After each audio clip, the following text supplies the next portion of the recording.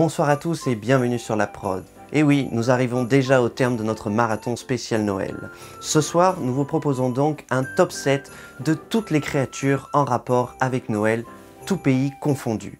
Ceci ne suscite pas réellement un épisode complet ayant trop peu d'informations, mais sous forme de top, nous allons pouvoir quand même vous en dire le plus possible.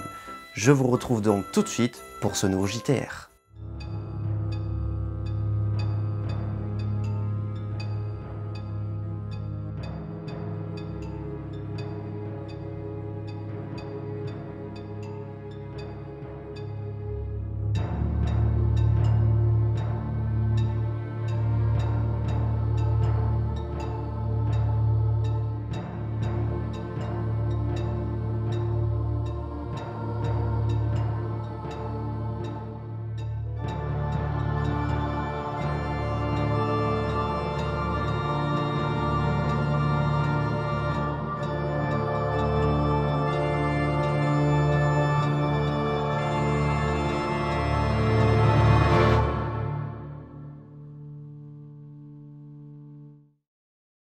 Numéro 1, le Père Fouettard.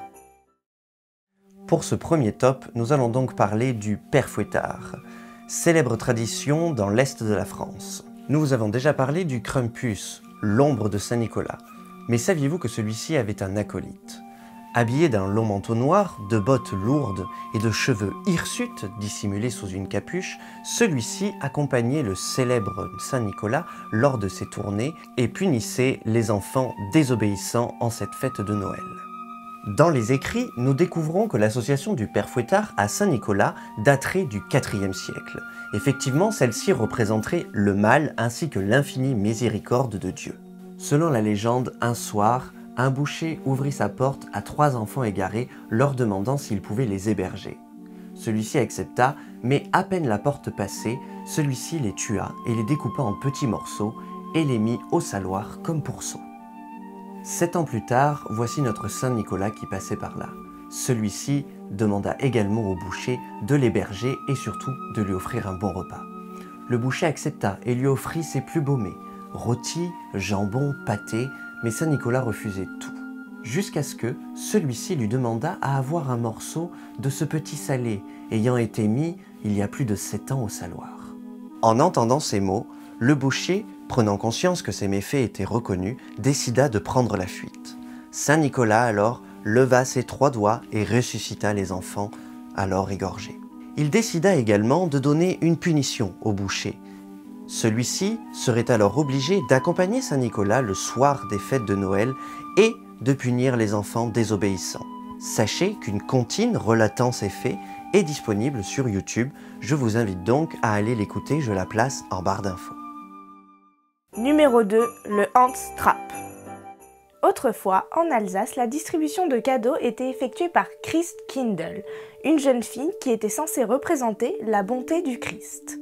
Le Christkindl a été instauré après la réforme protestante du XVIe siècle afin de remplacer le Saint-Nicolas qui était jugé comme trop païen pour l'époque. Habillée de blanc et dotée d'une couronne avec quelques bougies sur la tête, la jeune femme était toujours accompagnée du Hans Trapp. En effet, ce démon portait avec lui une verge à rameaux et menaçait les enfants désobéissants de les emporter dans son sac. Il faut savoir que le Hans Trapp a été inspiré d'un personnage ayant réellement existé, s'appelant Jean de Drath, de son vrai nom, Hans von Trotta. Il était un homme riche et puissant du Wiesembourg. En effet, il était connu pour agresser paysans et voyageurs sans aucune vergogne. Il effrayait d'ailleurs tellement la population que les villageois pensaient qu'il avait conclu un pacte avec le diable. Selon la légende, après avoir pillé l'abbaye de Wiesenberg, Jean de Drath est excommunié. Ne sachant pas où aller, il s'est réfugié dans une petite caverne au sommet du mont Geisberg. Rejeté de tous, une sombre rancœur vient alors obscurcir son âme, et l'adorateur de Satan est encore plus dévoué à son maître. À travers des rituels de plus en plus sombres, ce monstre découvrit un appétit qui allait en grandissant, dévorer les enfants. Un jour, le Hans Trapp tua un jeune berger de 10 ans. Il l'amena à sa caverne, le découpa en morceaux, et alors qu'il s'apprêtait à le faire cuire, Dieu, ne tolérant pas cet affront, le foudroie alors d'un éclair, et le condamne à toujours accompagner Christkindl dans ses tournées de distribution de cadeaux aux enfants. Numéro 3. Jólakötturinn, le chat de Noël. Jólakötturinn est un monstre au physique de chat issu du folklore islandais. Celui-ci, vicieux et enragé, se cache dans les campagnes enneigées et décide de dévorer les malheureux n'ayant pas reçu de vêtements avant la fête du 25 décembre. La menace de devenir une victime de ce chat vicieux était en fait pour les agriculteurs. Cela les incitait à terminer le traitement de la laine d'automne avant les fêtes de Noël. Ainsi, les ouvriers ayant fini à temps recevaient donc des habits neufs et les plus feignants ne recevaient rien et pire, ils étaient devenus potentiellement les proies de ce chat monstrueux. En avançant dans le temps, offrir des vêtements aux plus nécessiteux devient alors une coutume, les griffes de ce fameux chat guettant toujours les plus fainéants. On les menace de les envoyer vers ce chat démoniaque, ce qui alors les terrifie. Injustement, les plus pauvres du peuple, ne pouvant rien s'offrir, deviennent alors les proies de celui-ci. Les premiers écrits détaillant ce félin assoiffé de sang remontent alors au XIXe siècle. Celui-ci serait en fait l'animal de compagnie de Grýla et de ses fils les Lades. Numéro 4. Grýla. Grýla est une géante mythique qui vivait dans les cavernes isolées en haut des montagnes en Islande. Selon la légende, l'affreuse ogresse connaissait le nom d'absolument tous les enfants qui s'étaient mal comportés, et la veille de Noël, elle descendait alors pour les récupérer et les dévorer vivants. En plus de les consommer vivants, les enfants constituent l'ingrédient principal d'un plat favori pour Grýla. Ce plat, c'est le ragoût d'enfant turbulent, et selon même la légende, Grýla n'a jamais eu de pénurie de nourriture. La première fois que Grýla est mentionnée dans des écrits remonte au XIIIe siècle. En effet, elle serait pourvue de 15 queues. Plus de 300 ans plus tard, Grýla a toujours ses 15 queues, mais sur chacune d'entre elles repose 100 sacs avec, dans chacun de ces sacs, 20 enfants. Grýla est directement reliée à Noël au XVIIe siècle, et c'est par cette même occasion qu'elle devient la mère des 13 Lades de Júliti. Cette créature est tellement monstrueuse et terrifiante qu'en 1746, un édit est publié interdisant d'utiliser cette histoire pour effrayer les enfants. Numéro 5. La légende de Perchta. C'est de la fin décembre à début janvier qu'étaient autrefois organisées des fêtes en l'honneur de Perchta, la déesse, dont le nom représentait « lumière scintillante ». Bien que celle-ci pouvait apparaître tout au long de l'année, elle préférait néanmoins se montrer entre le 25 décembre et le 6 janvier. Nous découvrons deux points de divergence dans la légende. Certains la voient comme une femme d'une beauté exceptionnelle et d'une blancheur extrême, d'autres la voient comme une vieille femme aigrie et extrêmement laide. C'est dans le folklore bavarois et autrichien que la légende de la déesse Perchta prend sa source. Il s'agirait d'une femme errant dans les campagnes au milieu de la nuit et s'introduisant dans les maisons durant les 12 jours séparant Noël de l'Épiphanie. Nous apprenons dans les écrits que Perchta est en mesure de savoir si les enfants et les jeunes domestiques de la maison s'étaient alors bien comportés et avaient travaillé dur tout au long de l'année. Elle laisse aux plus vertueux d'entre eux une petite pièce d'argent dans leurs chaussures. Mais pour les plus indisciplinés, la sentence sera lourde. En effet, elle décide de leur ouvrir le ventre, retirer leur estomac et leurs tripes, pour ensuite bourrer le tout de paille et de cailloux. Nous savons aussi que Perchta s'intéressait énormément aux filles. Celles-ci vérifiaient que les jeunes femmes avaient bien travaillé le lin ou la laine qui leur avait été donnée tout au long de l'année. Au fur et à mesure que le temps passe, les choses changent. Ainsi, au XVIe siècle, le nom Perchten, pluriel de Perchta, devient le nom donné à de beaux masques lors de fêtes traditionnelles en Autriche. Ces masques, beaux, lumineux et élégants, étaient alors portés pendant les 12 jours précédant l'Épiphanie pour apporter bonheur et richesse. Numéro 6. Le Belsnickel. Le Belsnickel, dont le nom signifie presque littéralement Saint-Nicolas à fourrure, est né dans la culture folklorique germanique pendant le Moyen-Âge.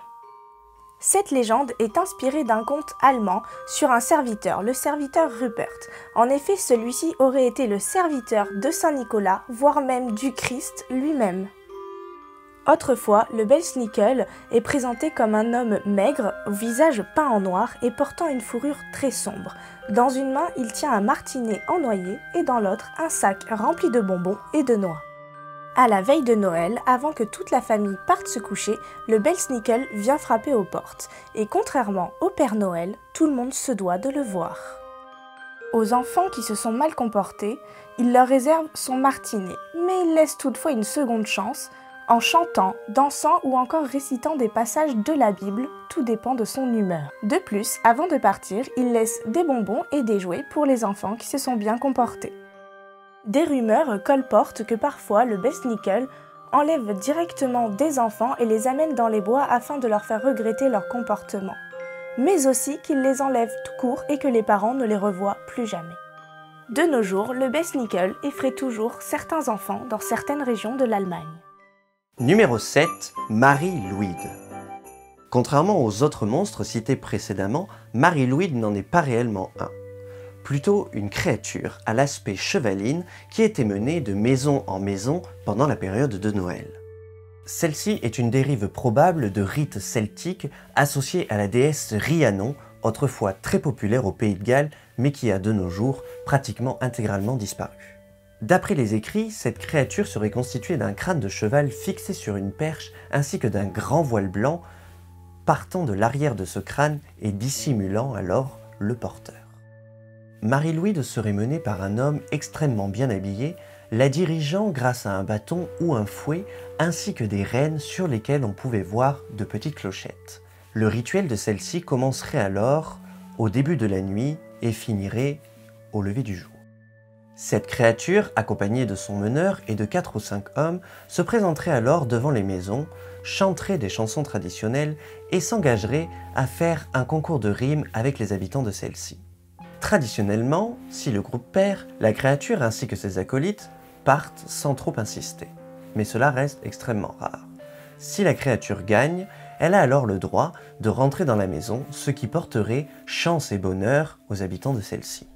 Malheureusement, une fois à l'intérieur, cette créature étant plutôt bien portante, claquant des mâchoires et causant quelques petits ravages dans la maison, terrifiait alors les enfants. Cette créature n'a pourtant aucun aspect maléfique. En effet, les participants reçoivent alors cadeaux, bières et même argent en récompense et pour fêter la fête de Noël.